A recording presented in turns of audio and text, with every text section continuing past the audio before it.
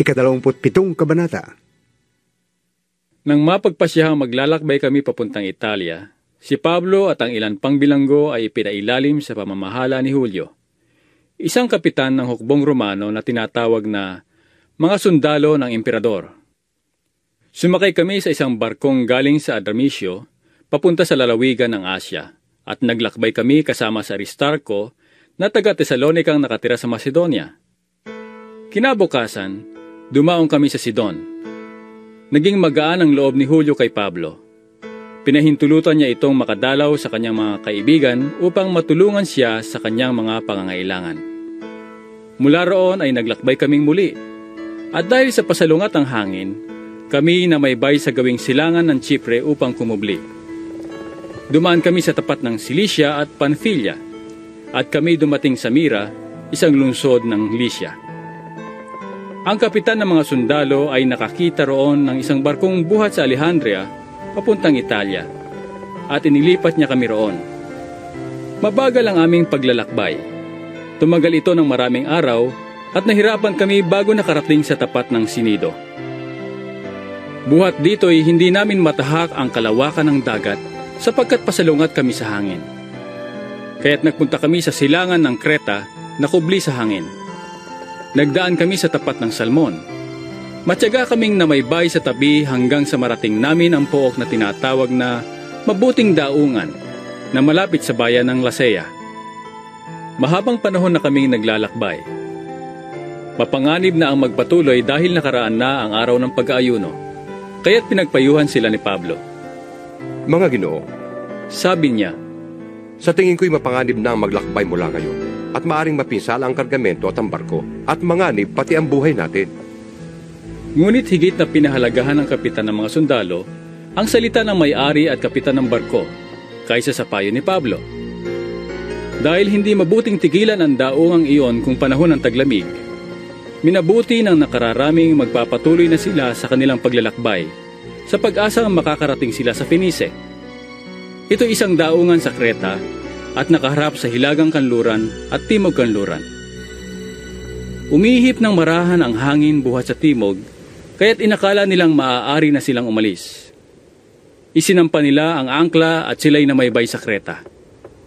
Ngunit di nagtagal, bumugso mula sa pulo ang isang malakas na hangin mula sa hilagang silangan. Hinampas nito ang barko, at dahil hindi kami makasalungat, nagpatangay na lamang kami sa hangin. Na makakubli kami sa isang maliit na pulo na tinatawag na Cauda. Naisampa namin ang bangka, ngunit nahirapan kami bago nagawa iyon. Nang maisampa ito, tinalian nila ng malalaking lubid ang barko. Ngunit natakot silang sumadsad sa buhanginan ng Sirte, kaya't ibinaba nila ang layag at kami nagpaanod na lamang. Patuloy na lumakas ang bagyo, kaya't kinabukas ay sinimulan nilang itapon sa dagat ang mga kargamento. At nang sumunod na araw, itinapon din nila ang mga kagamitan ng barko. Matagal naming dinakita ang araw at ang mga bituin, at di humuhupa ang napakalakas na bagyo. Kaya't nawalan na kami ng pag-asang makakaligtas pa. Dahil matagal nang hindi kumakain ang mga nasa barko, tumayo si Pablo at nagsalita. Mga kasama, kung nakinig lamang kayo sa akin at di tayo umalis sa Kreta, hindi sana natin inabot ang ganito. Ito ngayon ang payo ko. Lakasan ninyo ang inyong loob, sapagkat walang mamamatay isa man sa inyo. Kaya nga lamang, mawawasak ang barko. Nagpakita sa akin kagabi ang isang anghel ng Diyos. Ang Diyos na sinasamba ko at pinaglilingkuran.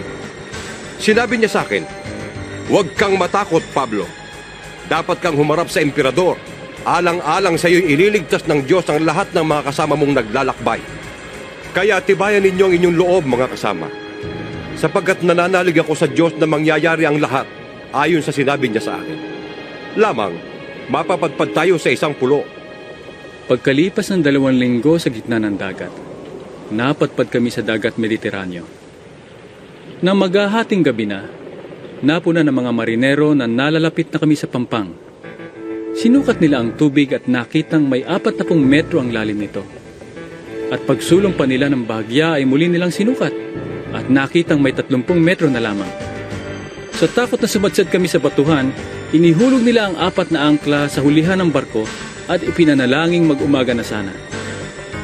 Tinangka ng mga marinero na tumakas mula sa barko, kaya't ibinaba nila sa tubig ang bangka, at kunwari maghuhulog ng angkla sa unahan. Ngunit sinabi ni Pablo sa kapitan at sa mga sundalo, Kapag hindi nanatili sa barko ang mga taong yan, hindi kayo makakaligtas. Kaya't nilagot ng mga kawal ang lubid ng bangka at hinayaan itong mahulog. Na mag-uumaga na, silang lahat ay hinimok ni Pablong kumain. 14 na araw na ngayon kayo hindi kumakain dahil sa pagkabalisa at paghihintay. Kumain na kayo. Kailangan ninyo ito upang kayo'y makaligtas. Hindi maaano ang sino man sa inyo. At pagkasabi nito, kumuha siya ng tinapay at sa harapan ng lahat ay nagpasalamat sa Diyos.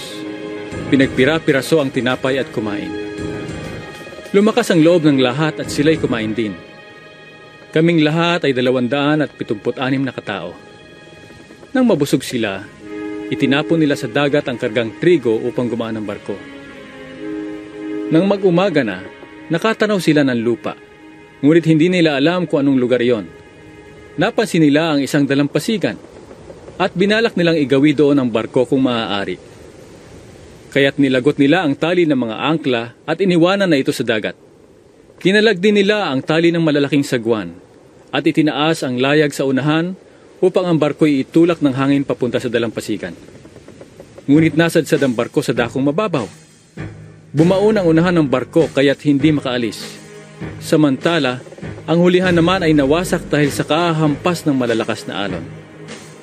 Binalak ng mga kawal na patayin ang mga bilanggo upang walang makalangoy at makatakas. Subalit ibig ng kapitan ng mga kawal na iligtas si Pablo, kaya pinagbawalan nito ang mga kawal. Sa halip, pinatalon niya sa tubig ang lahat ng marunong lumangoy upang makarating sa pangpang.